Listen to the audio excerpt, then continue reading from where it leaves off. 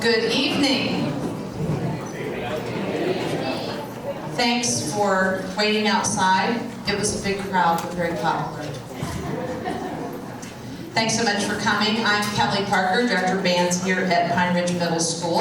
And Mr. Ellison is working harder than I am right now, trying to find another tuba. We have 10 tubas, because I'm all that, and the tuba called to them. It did call to them. I'm going to go ahead while he's finishing what he's doing back here. We good? Okay. Good, Sam. You all right? Sam, you okay? Okay. Awesome. We have the privilege of teaching your wonderful sons and daughters, and it's always a thrill, of course, for us to be able to present them in their first band concert ever right here tonight. I think you'll be pleasantly surprised at what they've accomplished in just a few short months. Our first selection will be to show off what they've learned. This is Beginning Band's greatest hits. You will hear Mary Had a Little Lamb, Hot Cross Buns, Claire de Lune, and Lightly Row, many of the same songs that we find in our technique book. There's little doubt that after the few weeks of hearing your child practicing them, that you could now sing them in your sleep. Here is Beginning Band's greatest hits.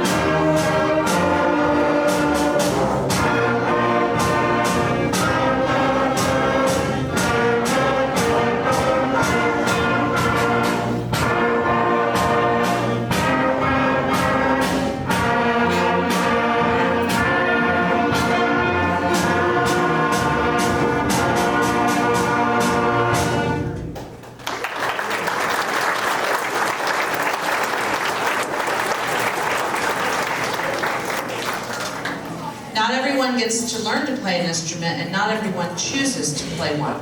It takes physical and mental work, time, money, and a real commitment. These requirements are often difficult to develop in children that are of this age.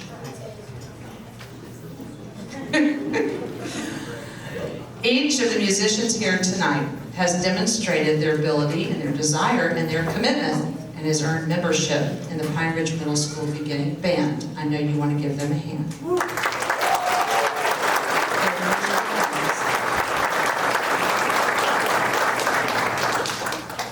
I will now present the next section of the concert where the band will demonstrate how they got to this point in their brief but very successful musical careers.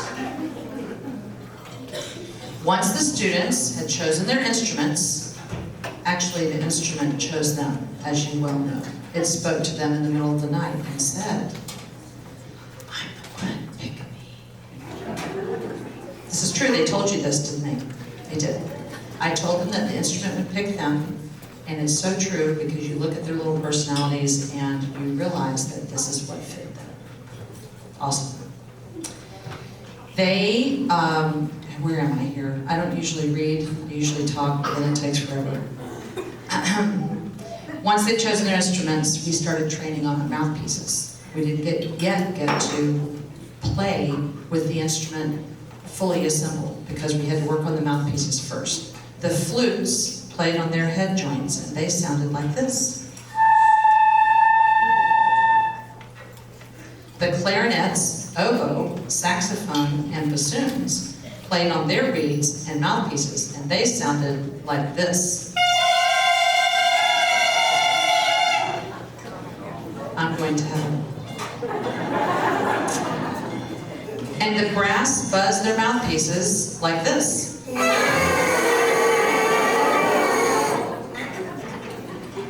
The percussion practiced their grip on their mallets and drumsticks and playing their first notes like this. Well done.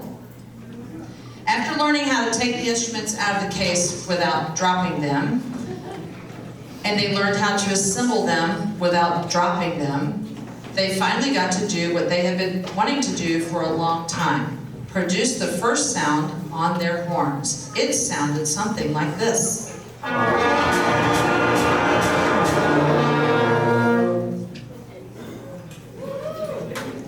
Lovely.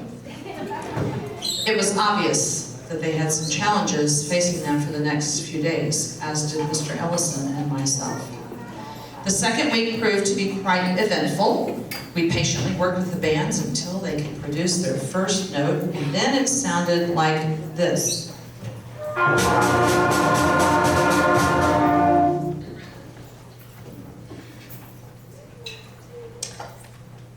A little better, and quite an improvement, but they needed to work more before they were ready for a public performance like this one.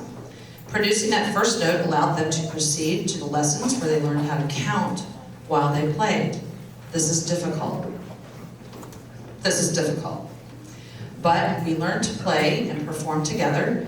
This is called the three-note Samba. It's number 13. They love this one because usually Mrs. Parker dances, but I'm not doing that tonight.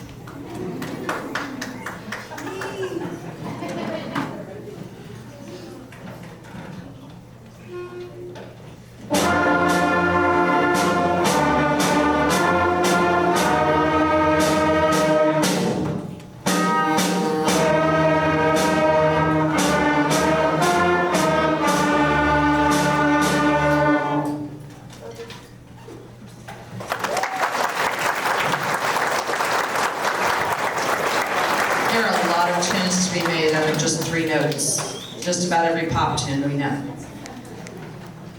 So, we continued to add a couple of new notes and discovered that we could start playing some pretty recognizable tunes. This might have been the moment at home when you felt for the first time that lessons in band were starting to take hold.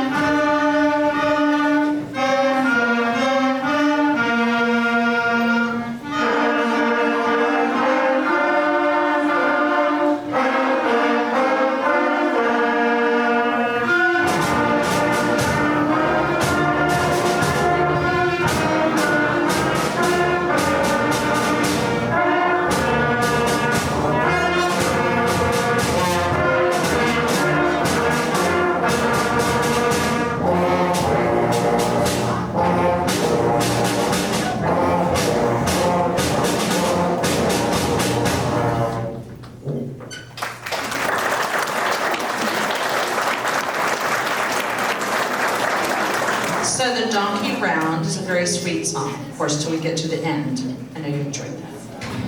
It's the first exercise where we play contrapuntally, which means we're not any longer playing homophony, we're not playing the same thing at the same time. Unison means we're all playing the same pitches, which we were, but at different times.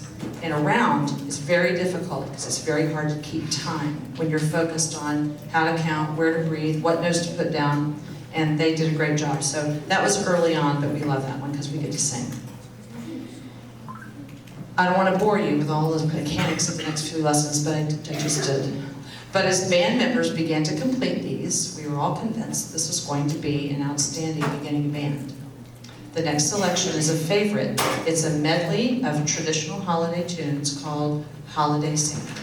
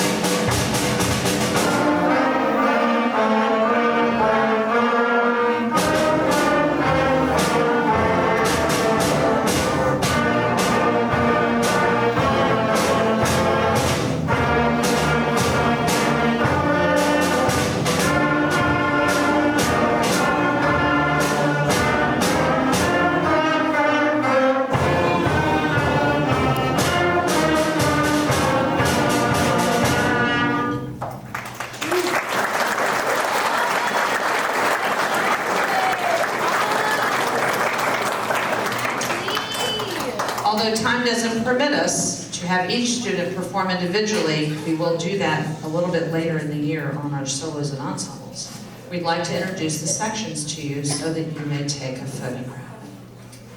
You guys turn and face your mother. When it's your turn to stand up. First, I'd introduce the woodwinds. The highest woodwind is the flute. There you are.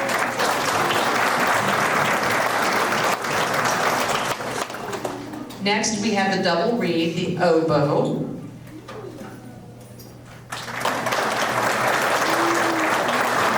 And we have a low double reed, and that's the bassoons, and I'm going to step out of the way here.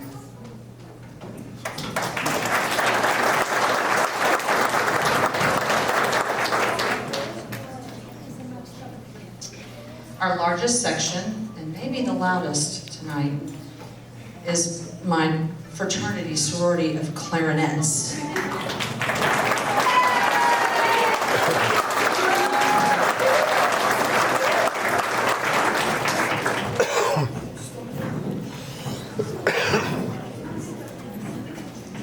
Next, we have the alto saxophones.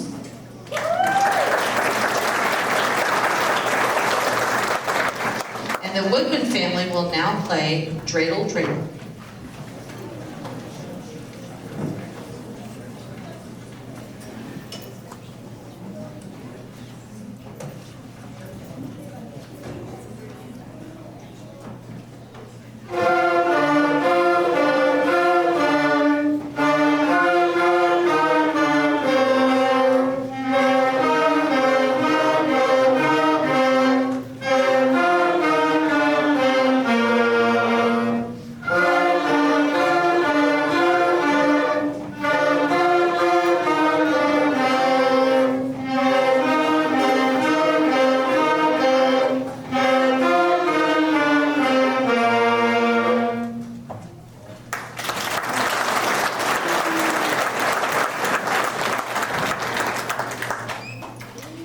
Now we'd like to introduce the brass family.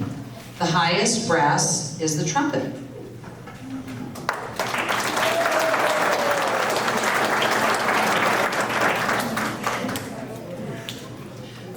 I'm sorry, I'm in the way. Next is the best instrument in the band because I played it. It's the French horn.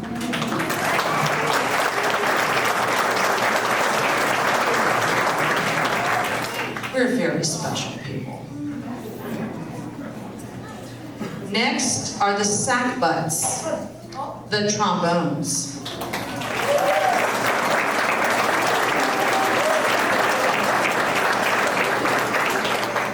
That is what they're called in the Bible, just so you know. They just like to say it. And then we have the euphoniums, or the baritone. Which is a baby tuba. And then we have the very important tubas in the back, and we have 10 in the 6th grade. 10. So boss.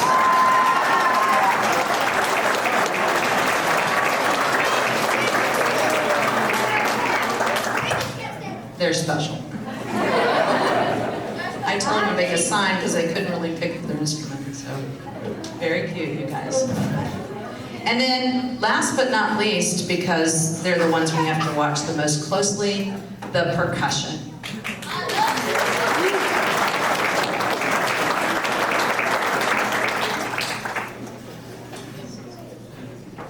Our percussion. So now we're going to combine all of those instruments, and we're going to play First Holiday Concert. I did this last time. I forgot to have the brass play alone. They're going to play Jingle Bells, then we'll play First Holiday Concert.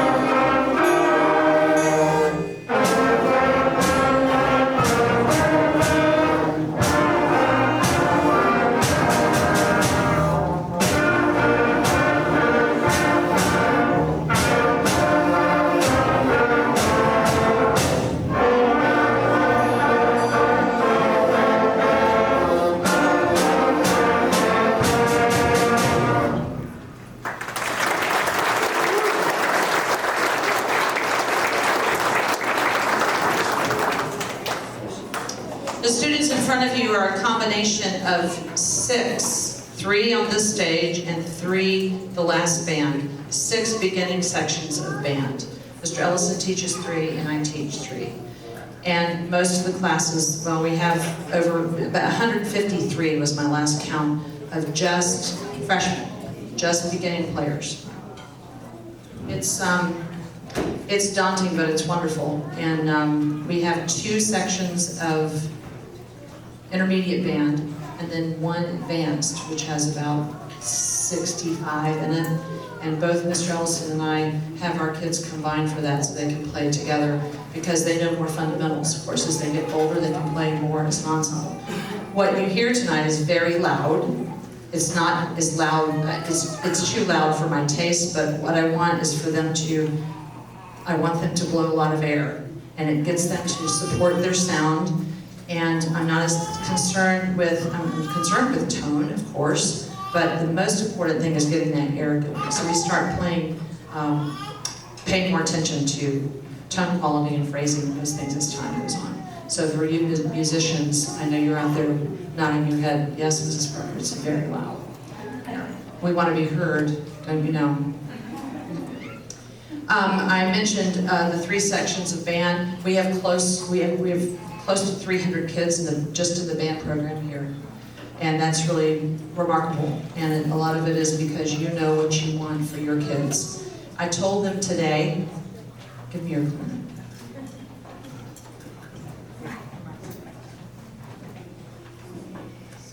So I didn't do this for the last group, but you guys are tolerant. This is plastic, and it's metal, and it's inanimate, which is most everything except for us and the bacteria growing in here in this instrument, I'm pretty sure. Aside from that, everything in here and the plants, most of it's manufactured. And I said to the kids, this is nothing, it's just a thing that's made in a factory. Until you blow your air in it, and then it becomes living. And this is what your soul is. This is the thing that can hold your soul and allow you to make beauty in the world. And once you make it, extraordinarily, the next second, it's gone. So you have to decide if you're going to work really hard for one fleeting moment of joy and beauty. It's very special. Very special. And a computer cannot do that. Though we live by them and technology, it's important. We have to remember who we are and that this is an opportunity to be human. It's a hard concept for a 12-year-old. But the idea that you're blowing life into an inanimate object is powerful and it's important. And same thing for visual arts. You can actually behold something beautiful in painting for a long, long time, or something that you create. But music is fleeting. And we have to enjoy making joy while we can. So thank you for offering that to your children and to help them grow as a well-rounded person. It's important. As we go on,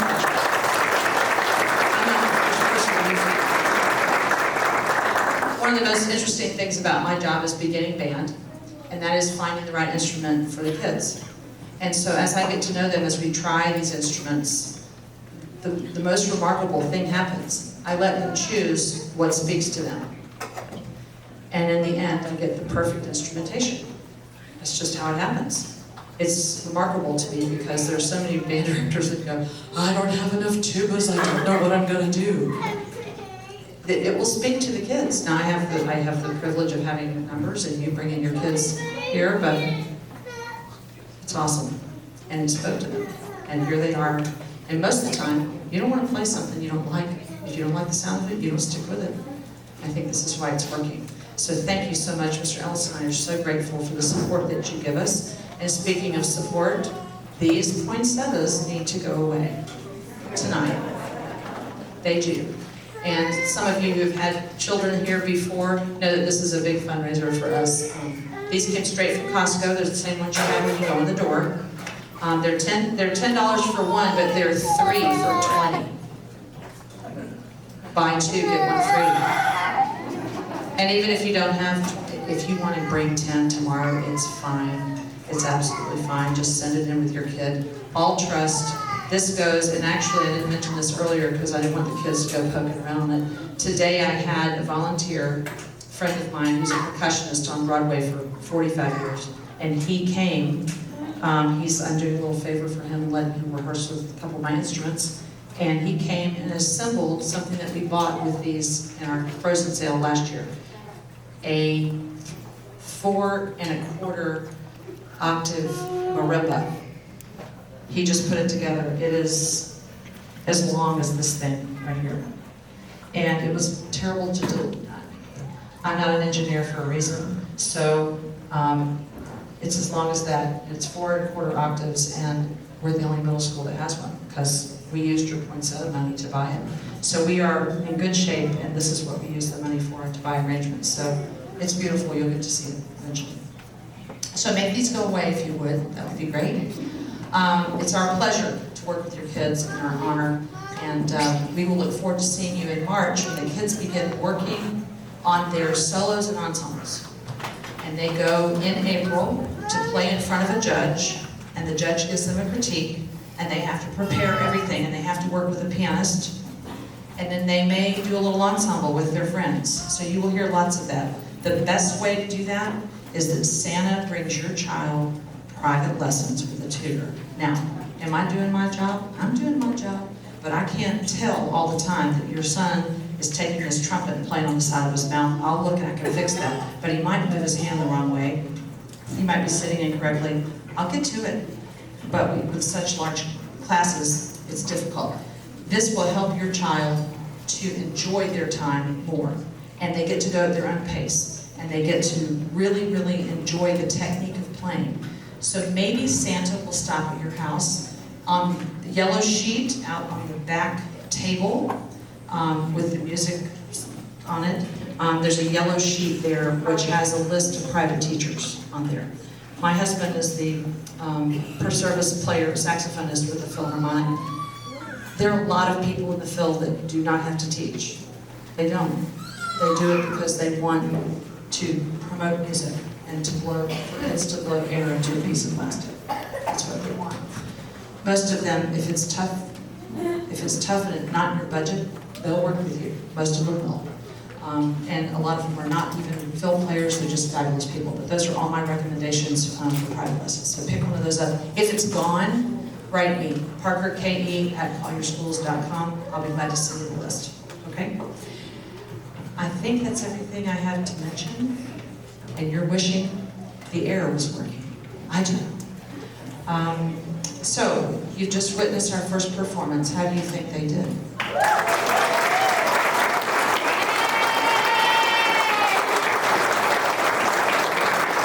We have a special treat.